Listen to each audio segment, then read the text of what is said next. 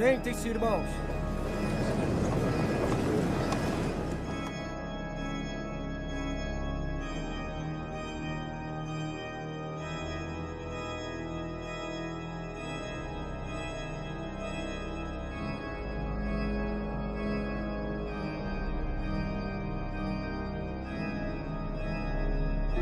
Venha até o altar.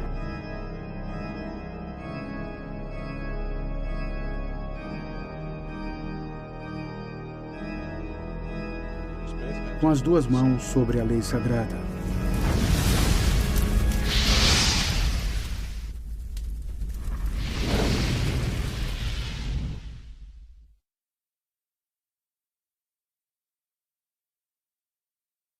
Prezados amigos, o casamento da maçonaria com as grandes denominações evangélicas brasileiras é um assunto que voltou com muita força quando um site evangélico publicou que a Convenção Batista Brasileira foi fundada pela maçonaria e que a Igreja Presbiteriana do Brasil também teve e tem até hoje forte ligação com a Irmandade Maçônica. Desde então têm saído várias reportagens, artigos e vídeos no YouTube mostrando que a maçonaria não está somente nas igrejas históricas, mas até entre pentecostais. E hoje em dia, até a Assembleia de Deus, que eu disse que há 40 anos atrás, 50 anos atrás, lutava contra isso, está cheia de maçons. Então, quero mostrar neste vídeo alguns fatos importantes, documentados, que talvez contribuam com a pesquisa dos interessados nesse tema. Até porque muita gente acredita até hoje que a igreja institucional está totalmente livre da maçonaria.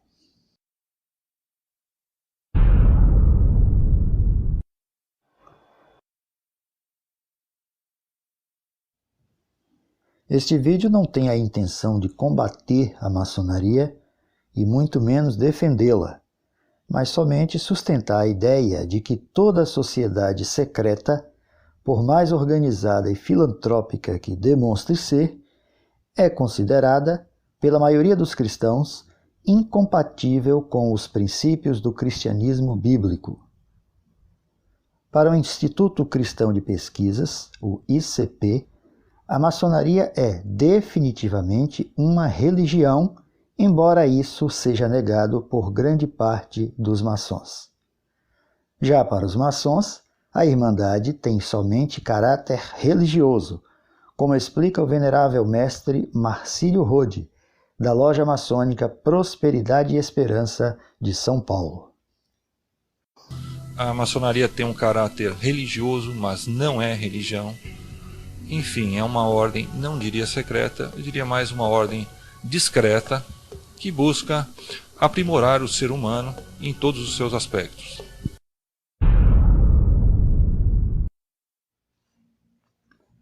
A maçonaria tradicional é uma fraternidade com ritos iniciáticos, fundada na Europa há alguns séculos, mas sem datação precisa.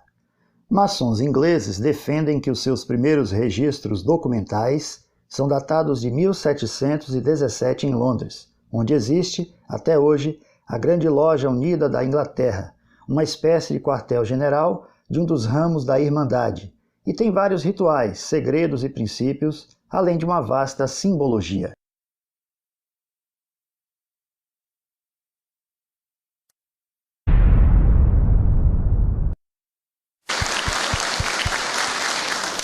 Muito obrigado, meus irmãos. General, o senhor está com a palavra. Fale de onde bem lhe aprover, por favor. Vai falar de baixo, vai ser projetado lá. Quão bom é estar entre os irmãos.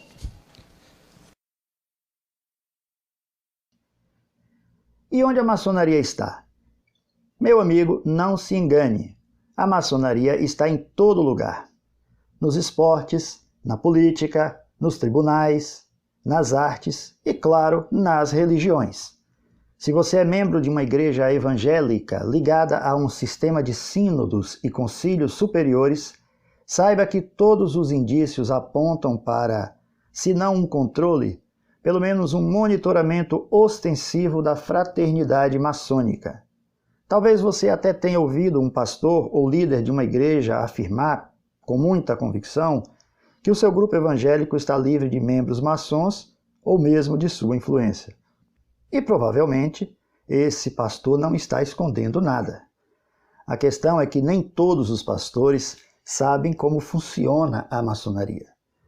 Os seminários teológicos por onde passam os principais candidatos ao pastorado não se aprofundam no estudo de sociedades secretas, nem sua história e nem suas formas de atuação.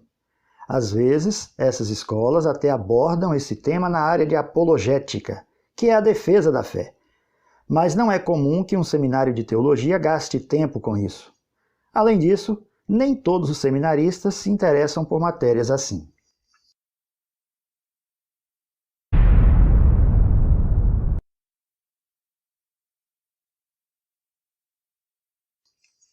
Se você quiser conceituar a maçonaria com poucas palavras, talvez a melhor frase seja: o olho que tudo vê. Esta é uma frase muito usada na maçonaria e tem a ver com um de seus mais conhecidos símbolos, a pirâmide maçônica. Esse símbolo é bem conhecido por aparecer na nota de $1 americano. Vamos conhecer um pouco mais essa pirâmide. Observe essa imagem. Abaixo você vê uma flâmula com uma inscrição em latim, que numa tradução livre para o português seria Nova Ordem Mundial. A pirâmide está destacada em vermelho para manter o padrão do vídeo. Sempre que o sistema maçônico for ilustrado com uma pirâmide, ela estará em vermelho para facilitar a compreensão.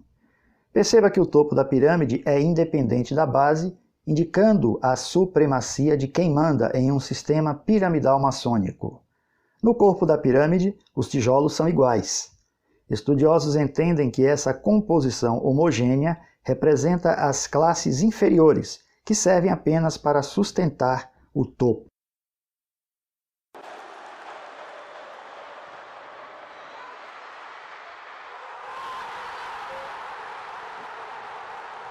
Apenas por uma questão didática, veja como funciona o sistema esportivo, mais especificamente no futebol. Quem torce para um time do futebol brasileiro dificilmente se dá conta que o seu clube não é tão forte e independente como imagina. Na verdade, cada clube é só uma peça no sistema do futebol. Todos eles estão submissos a uma federação estadual que comanda cada campeonato, cada disputa e, naturalmente, define as taxas que serão cobradas. Um sistema com moldes maçônicos bem montado, seja no âmbito esportivo, financeiro ou religioso, só funciona se houver submissão da massa controlada e um mecanismo contínuo de arrecadação. Ou seja, o topo da pirâmide toma as decisões e a base da pirâmide paga as cotas para o funcionamento. Veja uma explicação bem prática extraída do documentário da Netflix sobre a maçonaria. Este é o grande templo da maçonaria na Inglaterra. Ele é do mesmo tamanho do estádio Twickenham de rugby. O venerável mestre Jonathan Spence é maçom desde 1982. A maçonaria é uma organização secular que encoraja seus membros a se tornarem os melhores da sua comunidade usando o ritual. E a metáfora usada para isso é a construção. Quando você constrói alguma coisa, você melhora conforme passa pela vida.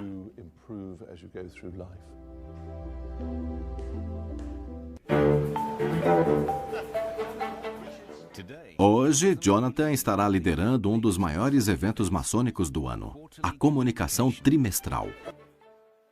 Apesar de ser pouco mais que uma gloriosa reunião de negócios, a comunicação trimestral terá a participação de 1.400 maçons de todo o país e até do mundo.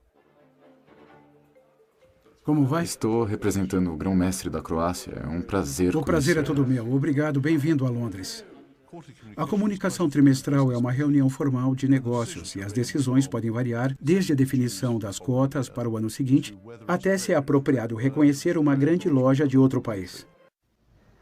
Quem está no topo do comando do futebol é a FIFA. As imagens da abertura da Copa FIFA de 2018 na Rússia revelam formas que lembram símbolos maçônicos. Pode até ser coincidência, mas, no mínimo, é muito estranho.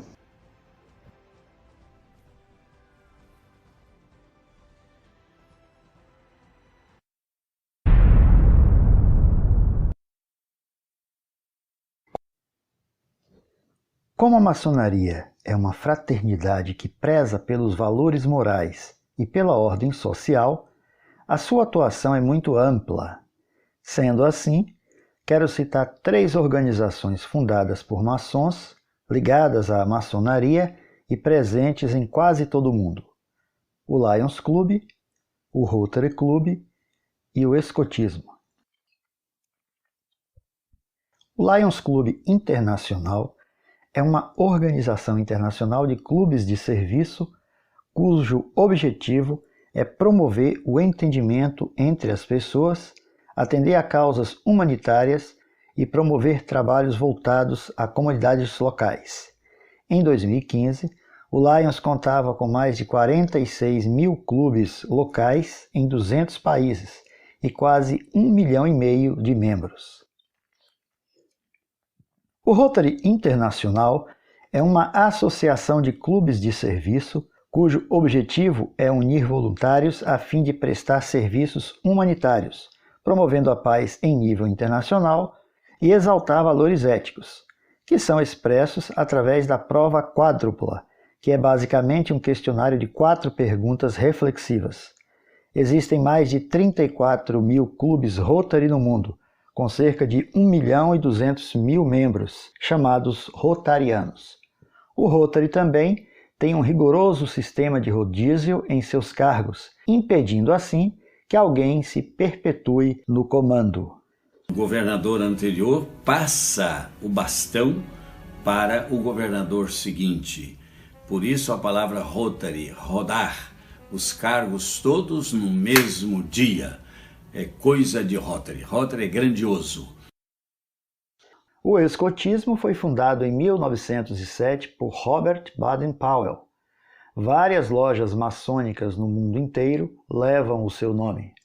O escotismo é um movimento juvenil mundial, educacional, voluntariado, apartidário e sem fins lucrativos. A sua proposta é o desenvolvimento do jovem por meio de um sistema de valores que prioriza a honra, baseado na promessa e na lei escoteira. Quem foi criança nas décadas de 70 e 80 e que gostava de ler quadrinhos, talvez se lembre dos escoteiros mirins, um grupo de garotos liderado pelos sobrinhos do Pato Donald. Os escoteiros mirins viviam em contato com a natureza, cuidando de animais feridos, apagando focos de incêndio em bosques e florestas e fazendo casas nas árvores. Uma característica marcante dos escoteiros mirins, e que é um forte comportamento maçônico, era o seu grande empenho para receber medalhas, reconhecimento e condecorações do escotismo. Bem, o que havia por trás disso? A verdade é que esses garotos dos quadrinhos são personagens dos estúdios de Walt Disney, um maçom grau 33 que usou seu trabalho artístico para difundir os valores maçônicos. A criança ou adolescente que ingressa no escotismo é iniciada nessa atmosfera de cooperação e fraternidade, despertando assim, se for o caso, sua vocação futura para as atividades maçônicas. Tanto o escotismo quanto o Lions Club e o Rotary Internacional exaltam virtudes, valores éticos e a paz mundial. É praticamente impossível conhecer e relatar todas as atividades e influências maçônicas dentro do sistema religioso do cristianismo, mas podemos enumerar alguns pontos bem visíveis e fáceis de identificar. As 2 principais igrejas históricas do Brasil, ou pelo menos as mais conhecidas, são as igrejas batistas históricas e também a Igreja Presbiteriana do Brasil. Vamos começar pela Convenção Batista Brasileira, apontada pelos críticos como o primeiro braço da maçonaria na Igreja brasileira. Voltando ao século XIX, a Igreja Católica e os maçons estavam se desentendendo no mundo todo, e em 1884, o Papa Leão XIII condenou definitivamente a maçonaria. Nós sabemos que, historicamente, o Papa Leão XIII, ele condenou definitivamente a maçonaria e, através da sua encíclica Humanum Genus, do dia 20 de abril de 1884, determinou qual era a atitude da Igreja Católica diante da instituição maçônica. Logo em seguida, essa determinação do Papa foi acompanhada por um decreto do Santo Ofício que dizia que a maçonaria era uma instituição excomungada. Com isso, as relações da Igreja Católica no Brasil e as lojas maçônicas ficaram mais tumultuadas. Nesse ínterim, a Missão Batista Norte-Americana estava em processo de implantação do seu trabalho missionário no Brasil.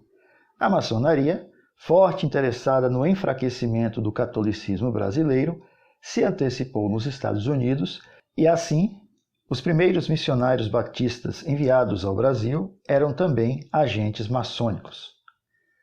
William Bagby, um dos primeiros a chegar ao Brasil, além de ter sido batizado por um pastor que era maçom, foi ainda consagrado ao ministério da palavra no salão de uma loja maçônica. Seguiram-se, sustentados pela junta de Richmond, sendo todos maçons: Zachary Taylor, em 1882, Edwin Soper, em 1885, Edward Allen, em 1885. Além de outros, sendo que William Bagby, Edwin Soper e Edward Allen foram pastores da igreja em Santa Bárbara, que tinha entre seus membros um expressivo grupo de maçons. A maçonaria também ajudou os batistas brasileiros e ao pastor Salomão Ginsburg, também maçom, na construção do primeiro templo batista, em Campos de Goytacazes. Já a Igreja Presbiteriana do Brasil, apesar de não haver qualquer registro de que o seu primeiro missionário no Brasil, Ashbel Green Simonton, tenha sido maçom, é uma igreja com mais semelhanças maçônicas que a própria Igreja Batista histórica. A sua simbiose com a sociedade secreta vem desde a concepção da própria maçonaria moderna, no século XVIII. A primeira Constituição maçônica foi publicada em 1723, de autoria do pastor presbiteriano James Anderson. Essa carta magna da maçonaria é referência histórica e inspiração para centenas de outras constituições de grandes lojas e denominações evangélicas. O presbiterianismo calvinista histórico surgiu na Escócia e migrou para a Inglaterra e Estados Unidos, mesmo caminho percorrido pelo rito escocês da maçonaria anos depois, tornando-se muito forte nos Estados Unidos. Tanto é que o Supremo Concílio do grau 33 do rito escocês tem sua sede em Washington, D.C., para a jurisdição do Sul. Quando o presbiterianismo chegou oficialmente ao Brasil em 1859, logo recebeu forte apoio dos maçons, tanto de maçons americanos que vinham para o Brasil, como dos maçons brasileiros. A Irmandade enxergava nessa linha protestante uma estrada mais pavimentada para sua expansão. Houve alguma discórdia interna na igreja presbiteriana e em 1903 aconteceu uma divisão em que saiu um grupo que era contra a influência maçônica na igreja. A parte que ficou na Igreja Presbiteriana do Brasil não apresentava oposição relevante às atividades maçônicas na denominação, e assim os maçons se tornaram membros dos concílios em todas as esferas durante décadas. Em 1950 foi promulgada a Constituição da IPB, vigente até os dias de hoje, com características maçônicas. É uma maçonaria, então? Claro. A igreja está organizada em moldes maçônicos. O sistema de concílios superiores. O pagamento de dízimos ao Supremo Concílio pelas igrejas locais e a forma como os concílios atuam são traços semelhantes à pirâmide maçônica. Como vimos no escotismo, os maçons, apaixonados pela sua ordem, gostam de testemunhar nas suas lojas que foram condecorados ou como cidadão exemplar, ou como professor homenageado da faculdade, ou empregado destaque da empresa, etc. Aqui um fato curioso. O rito escocês da maçonaria tem uma série de condecorações para maçons destacados, tais como grandes e soberanos inspetores gerais, veneráveis e eméritos. Esses títulos são muito cobiçados pelos maçons. Veja esse artigo da Constituição do Grande Oriente do Brasil e compare com a Constituição Presbiteriana. A Constituição Maçônica do Grande Oriente do Brasil, em seu artigo 32, diz: os maçons podem ser ainda eméritos, remidos ou honorários. 1. São eméritos os que têm 60 anos de idade e, no mínimo, 25 anos de referida atividade maçônica. Agora veja o artigo 57 da Constituição da Igreja Presbiteriana do Brasil. Aos presbíteros e aos diáconos que tenham servido satisfatoriamente a uma igreja por mais de 25 anos, poderá esta, pelo voto da Assembleia, oferecer o título de presbítero ou diácono emérito, respectivamente, sem prejuízo do exercício do seu cargo, se para ele forem reeleitos. Se você está planejando procurar na Bíblia Sagrada qualquer referência textual sobre bispo, pastor ou presbítero emérito, faz muito bem em procurar. Não é prudente ouvir uma informação importante em um vídeo no YouTube e tomar isso como verdade. Mas eu quero adiantar que você não vai encontrar nada sobre emerência na lei de Deus, porque o título de presbítero emérito não é uma ordenança do Senhor Jesus Cristo e nem uma prática da igreja primitiva. É somente uma condecoração dos rituais maçônicos, criada, formatada e inserida no sistema religioso por eles mesmos, para enriquecer sua vasta coleção de honrarias. Mesmo o título de bispo emérito na Igreja Católica tem formato diferente. Observe que o título constitucional presbiteriano de emérito não contempla nenhum irmão ou irmã crente da comunidade, sem um cargo de oficial e fora da pirâmide, mesmo que ele ou ela tenha contribuído com a Igreja durante 50 anos. Esse galardão maçônico é somente para os clérigos. Considerações. A maçonaria, mesmo sendo acusada de fazer tudo em segredo, se orgulha publicamente de ter em seu rol de membros pastores e outras lideranças cristãs, e assume isso sem qualquer problema. Sereníssimo Grão-Mestre, as igrejas evangélicas têm crescido muito nos últimos anos, ocupando o segundo lugar em número de fiéis.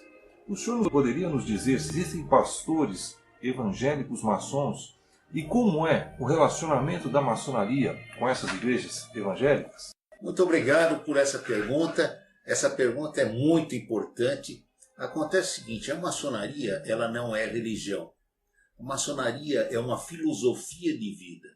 E evidentemente que dentro de um templo nós temos diversas pessoas de diversas religiões diferentes. E todas se respeitam. Sim, nós temos padres católicos, nós temos pastores evangélicos que são irmãos nossos de maçonaria.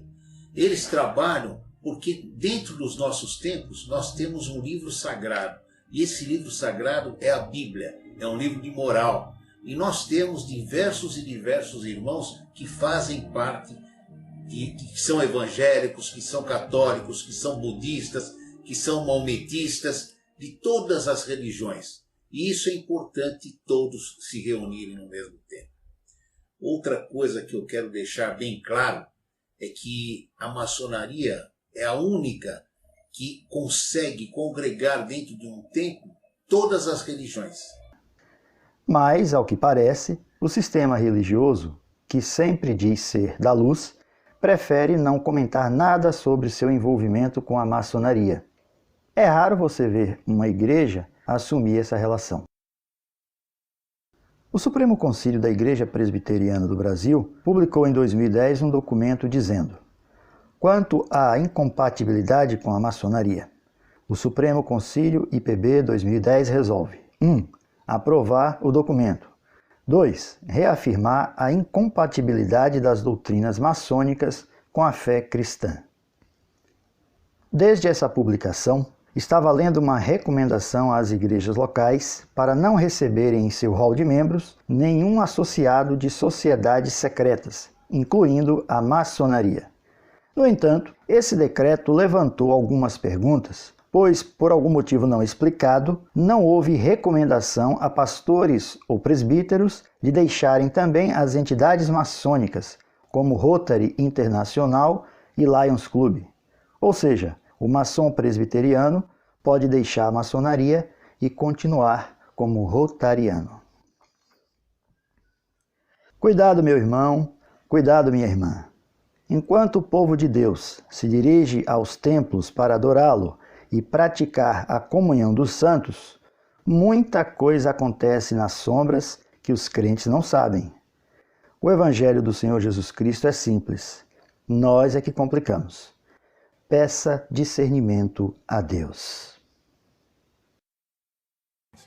Pastor Daniel, tem problema eu ser batista e presbiteriano? Você que tem que dizer agora, amigão. Porque se eu fosse da batista, da presbiteriana, da metodista, eu saia de lá agora. Da Igreja Assembleia de Deus Madureira, que está podre, cheio de evidências. Eu saia de lá agora. Para onde eu ia então, pastor? Para onde você quer que eu te mande? Para os braços de Cristo, meu amigo.